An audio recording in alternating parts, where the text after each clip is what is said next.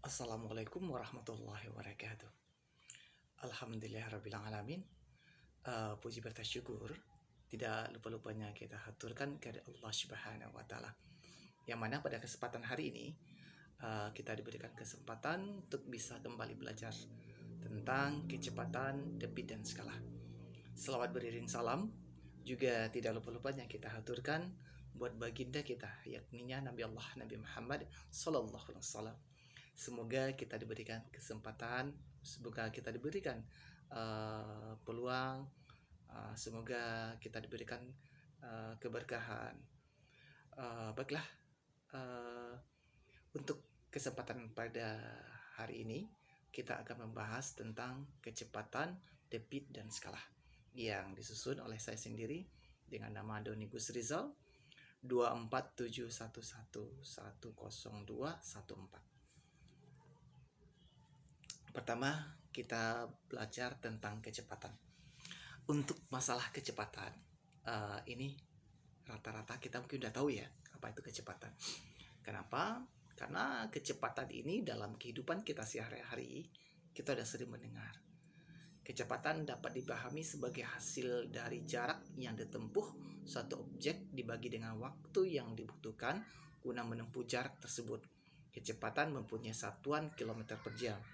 Biasanya kalau kita mengendarai mobil atau motor, itu di sana ada kecepatannya. Ada yang 40, 50, 60, dan sampai 140 km per jam. Nah, itu bentuk kecepatan yang kita gunakan, yang kita manfaatkan. Kemudian selanjutnya, perbandingan antara jarak dengan waktu di atas itu dinamakan dengan kecepatan. Kecepatan ini berasal dari apa ya? Kata kalau bahasa Inggrisnya itu velocity. Maka kecepatan itu kita tambahkan dengan V vitamin. Oke, nah ini kecepatan. Kecepatan adalah jarak dibagi dengan waktu, atau V sama dengan S per T, di mana V adalah kecepatan, S adalah jarak, dan T adalah lambang dari waktu yang dibutuhkan. Kemudian menentukan jarak tempuh, atau jarak. Jadi kita ketika mengendarai sepeda motor atau mobil, kita bisa menentukan jarak yang kita tempuh. Kalau seandainya kita mengendarai motor dengan kecepatan 40 km per jam dalam jangka waktu 1 jam, nah kita bisa menentukan berapa sih jaraknya dari kota A misalnya ke kota B, dari perjalanan awal sampai dengan perjalanan terakhir. Jika kecepatan dan waktu ditempuh diketahui, maka cara menentukan jarak tempuhnya ada mengalihkan kecepatan dengan waktu tempuh, atau jarak sama dengan kecepatan kali dengan waktu, atau S sama dengan V kali dengan T.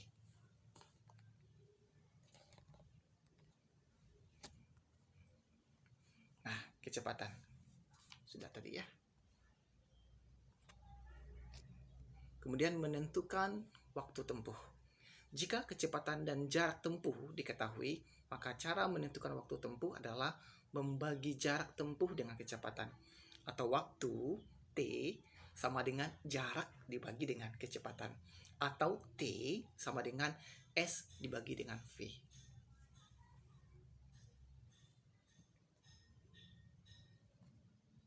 Nah, contoh soal. Perhatikan baik-baik ya, contoh soal kali kita pada hari ini. Kita untuk awal ini kita coba mengkonversikan dari satuan yang besar ke satuan yang kecil.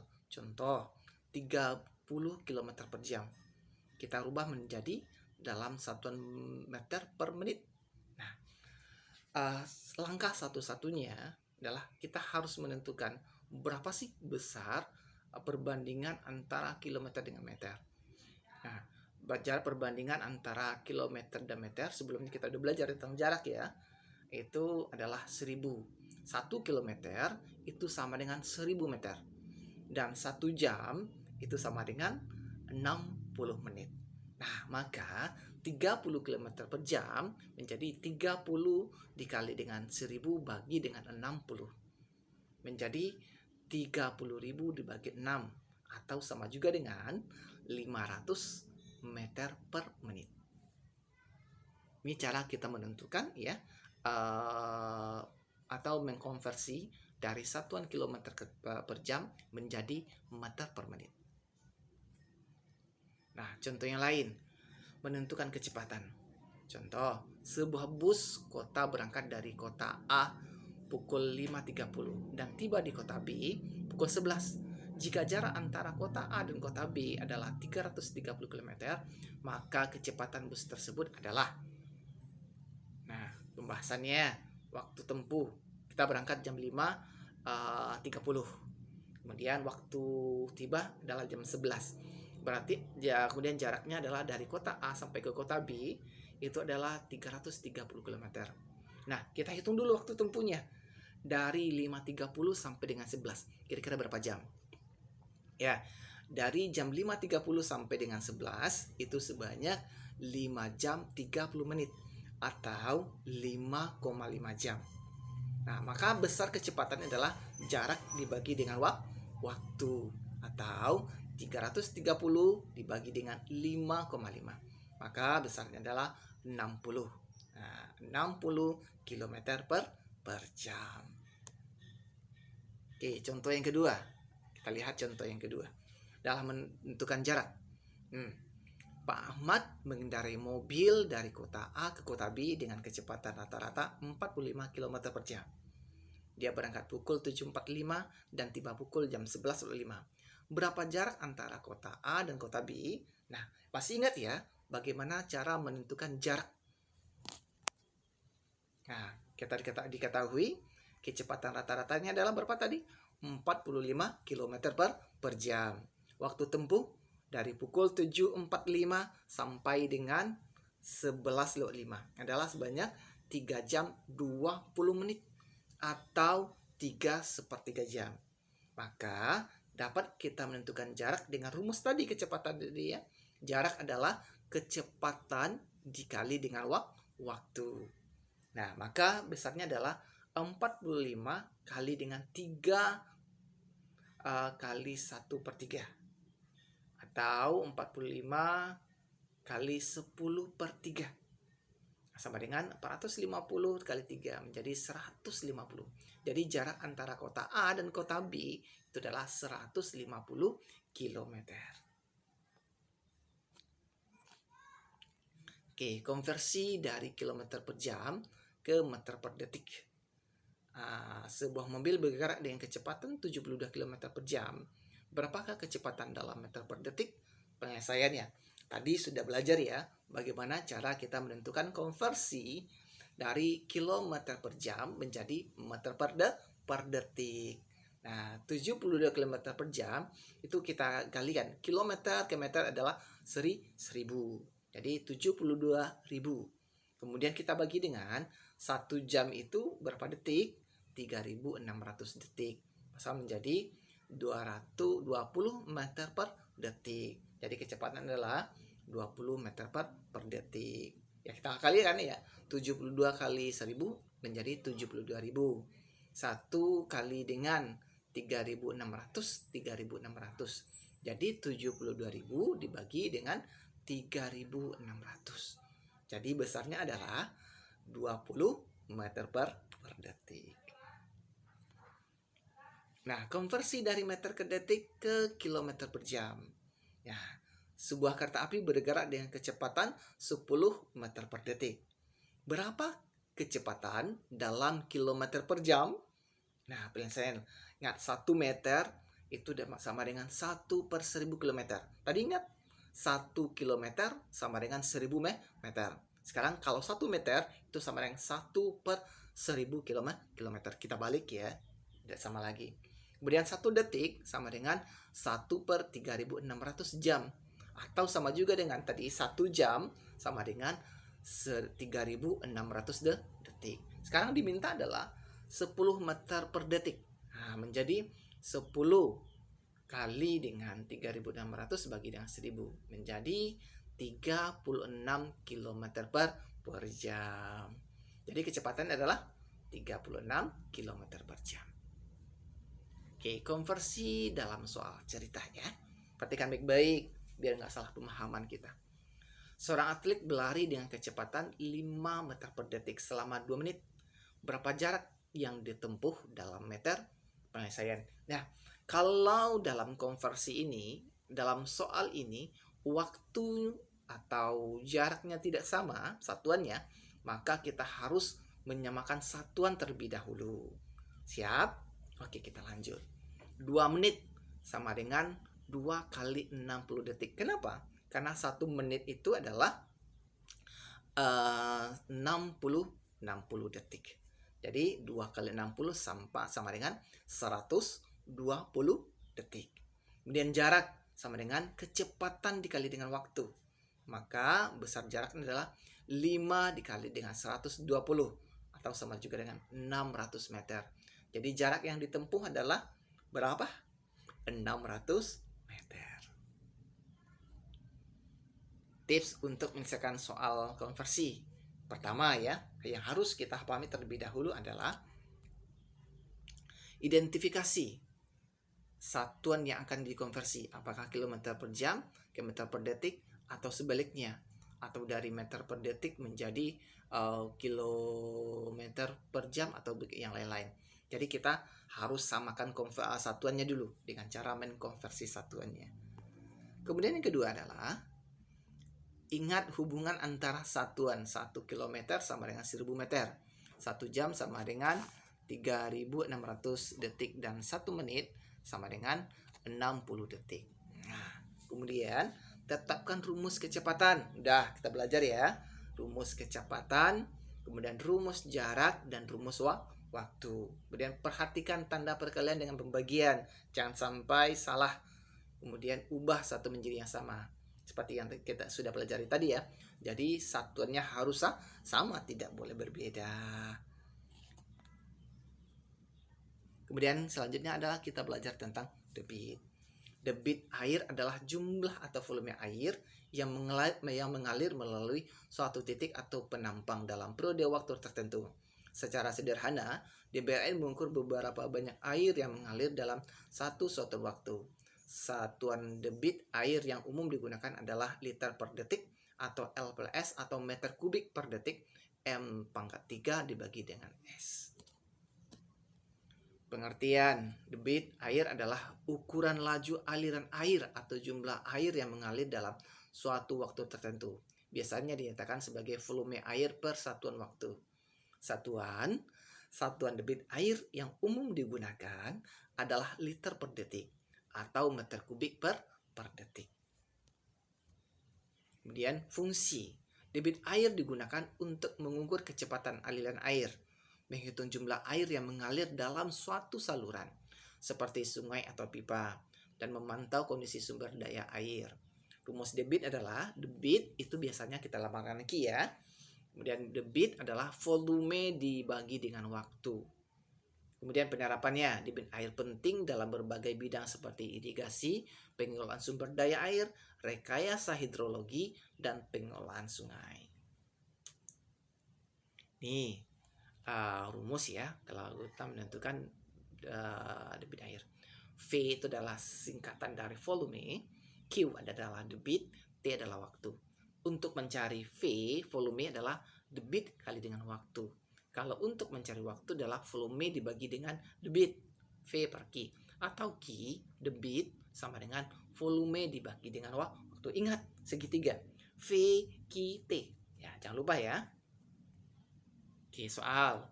Debit air sebuah sungai 120 cm per detik dalam 1 jam. Berapa sentimeter kubik air yang mengalir melalui sungai tersebut? Masih ingat? Oke, kita coba. Nah, dari soal di atas kita bisa mencari volume air yang mengalir di sungai tersebut. Debit air udah diketahui yaitu 120 cm per detik dalam waktu 1 jam. Tapi satuan waktunya masih belum seragam nih, yaitu detik dan jam. Nah, sebelum masuk ke rumus, kita harus menyeragamkan satuannya terlebih dahulu menjadi detik ya. Boleh dalam detik atau dalam bentuk yang lain.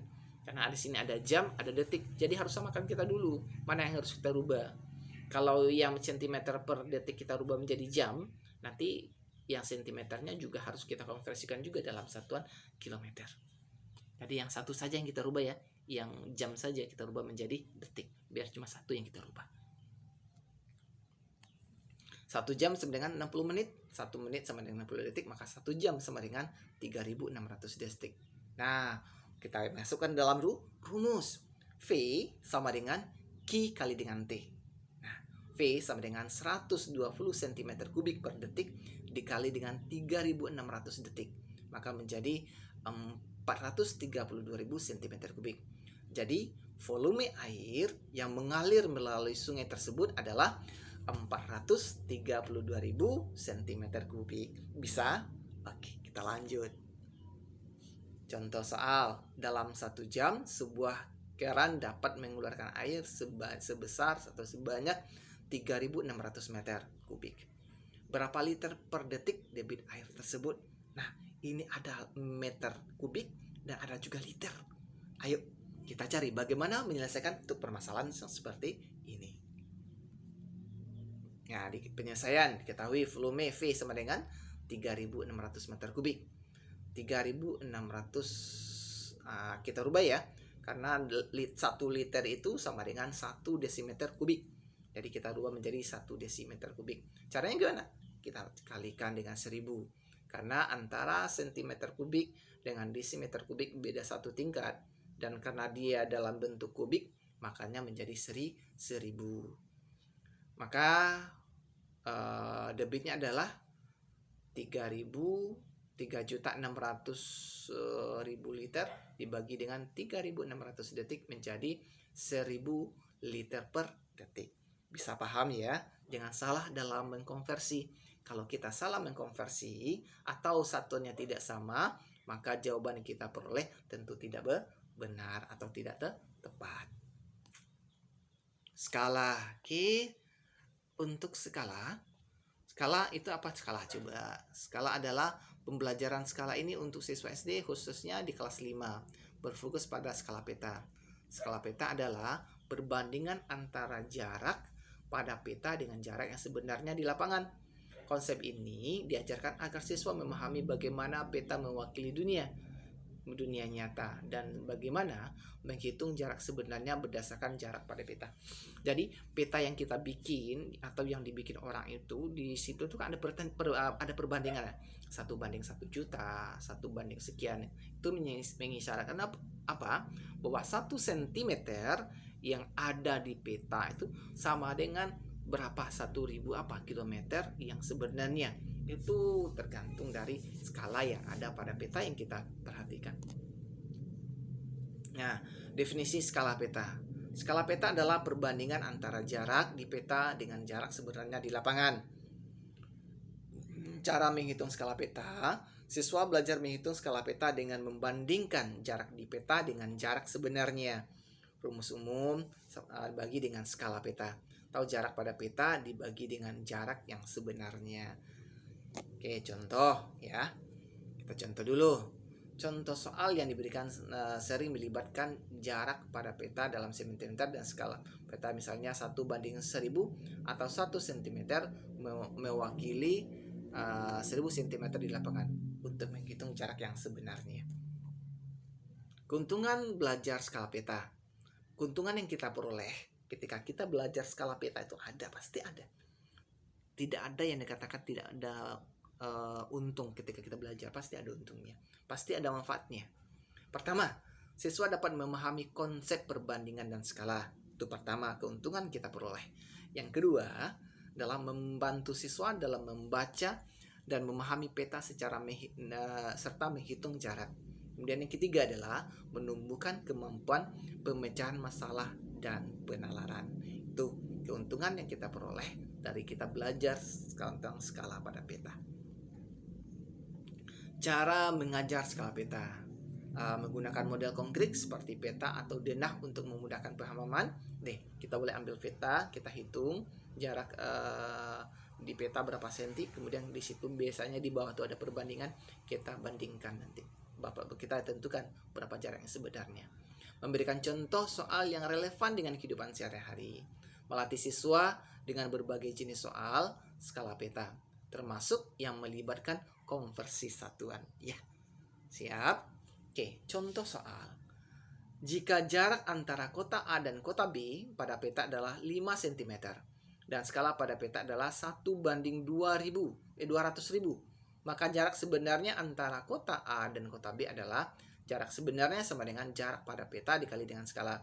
Berarti jarak pada petanya dari 500 cm dikali dengan 200.000 menjadi 1 juta cm atau sama dengan 10 km. Jadi jarak sebenarnya antara kota A dan kota B adalah 10 km. Bisa? Insya Allah. Contoh soal skala peta. Sebuah peta dibuat dengan skala 1:2 juta. Jadi apakah artinya? Nah, pembahasan. Peta dengan ukuran skala 1:2 juta, maka artinya jarak 1 cm pada peta menunjukkan 2 juta cm atau 20 km jarak yang sesungguhnya. Oke, jarak Tanjung Karang Talang Padang di peta adalah 3 cm. Apabila jarak sesungguhnya adalah 36 km, maka berapakah skala peta tersebut? Nah, jarak pada peta 3 cm. Kemudian kita hitung lagi jarak sesungguhnya 36 km. Kita samakan dulu ya satuannya. Jangan lupa untuk menyamakan satu satuan. Kalau yang di atasnya cm, ini juga dalam satuan kilometernya kita rubah menjadi cm, menjadi 3.600.000 cm. Kita bandingkan ya, 3 banding dengan 3.600.000 menjadi 1:1.200.000. Itu skala yang kita tulis di peta. Paham kira-kira? Mudah-mudahan kegiatan hari ini bermanfaat untuk kita semua. Untuk kecepatan, debit, dan skala, mudah-mudahan kita bisa paham ya. Mudah-mudahan kalau ada bentuk-bentuk contoh soal yang lain, kita sudah bisa untuk menjawabnya dengan benar. Kemudian dari kami cukup sekian. Semoga bisa bermanfaat untuk kita semua. Billahi taufiq wal hidayah. Assalamualaikum warahmatullahi wabarakatuh.